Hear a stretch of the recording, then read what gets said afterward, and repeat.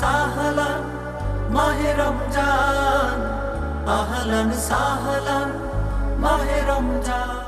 বিসমিল্লাহ, আলহামদুলিল্লাহ, ওয়াকাফা, ওয়াসসালাতু ওয়াসসালামু আলা মান লা নাবিয়্যা বা'দা, আম্মা বা'দ।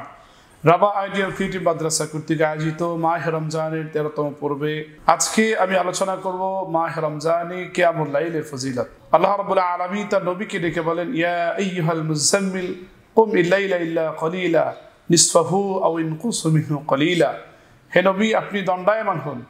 আল্লাহ তাআলা তার নবীকে বলেছেন দণ্ডায়মান হওয়ার জন্য, দাঁড়ানোর জন্য, কিয়ামুল লাইলের জন্য। সুতরাং প্রত্যেক মুমিন ব্যক্তিকে আল্লাহ তাআলা আদেশ করছেন তোমরা দাঁড়িয়ে যাও। বিশেষ করে মাহে রমজান মাস একটি ব্যতিক্রম মাস। মুমিনদের জন্য মাহে রমজান হচ্ছে নিয়ামতের মাস। আল্লাহ রাব্বুল আলামিন বলেছেন, আল্লাহ তাআলা মুমিন বান্দা নেকিগুলো 7 থেকে 700 পর্যন্ত বাড়িয়ে দিবেন।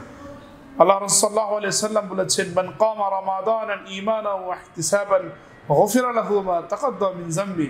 যে ব্যক্তি মাহে রমজান মাস দাঁড়িয়ে থাকবে ঈমান এবং ইহতিসাবের সাথে, কিয়ামুল লাইল করবে ঈমান এবং ইহতিসাবের সাথে, আল্লাহ তাআলা তার জীবনের সমস্ত গুনাহগুলো মাফ করে দিবেন। মাহে রমজানের আরেকটি ফজিলতপূর্ণ দিক হলো এই মাসে রয়েছে একটি রাত, সেই রাত হচ্ছে হাজার মাসের চাইতে উত্তম। লাইলাতুল কদরি খায়রুম মিন আলফি শাহর। আল্লাহ তাআলা বলছে এই রাত হচ্ছে হাজার মাসের চাইতেও বেশি উত্তম। আল্লাহ নবী সাল্লাল্লাহু আলাইহি সাল্লাম বলেছেন, মান কামা লাইলাতুল কদরি ঈমানান ওয়া ইহতিসাবান গফিরা লাহু মা তাকাদ্দাম মিন যামবি। যে ব্যক্তি এই কদর রাতে দাঁড়িয়ে থাকবে, কিয়ামুল লাইল করবে, আল্লাহ তাআলা তার জীবনের সমস্ত গুনাহগুলো মাফ করে দিবেন। সুতরাং মাহে রমজানের এই কিয়ামুল লাইলটা আল্লাহর কাছে অনেক বেশি প্রিয়। আল্লাহ তাআলা একজন বান্দার কিয়ামুল লাইলটাকে বেশি পছন্দ করেন।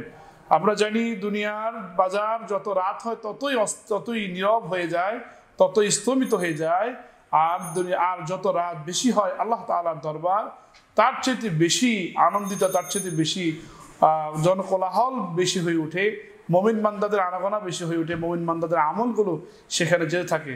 সুতরাং মাহে রমজানে আমরা যদি কিয়ামুল লাইল করে সারা রাত যদি আমরা ইবাদত করতে পারি, আল্লাহ তাআলা আমাদের জীবনের সমস্ত গুনাহগুলো মাফ করে দিবেন। নবীর এই ওয়াদা অনুযায়ী আমরা মাহে রমজানের কিয়ামুল লাইল করবো ইনশাআল্লাহ। আল্লাহ তাআলা আমাদের তৌফিক দান করুক। আসসালামু আলাইকুম ওয়া রাহমাতুল্লাহি ওয়া বারাকাতুহু।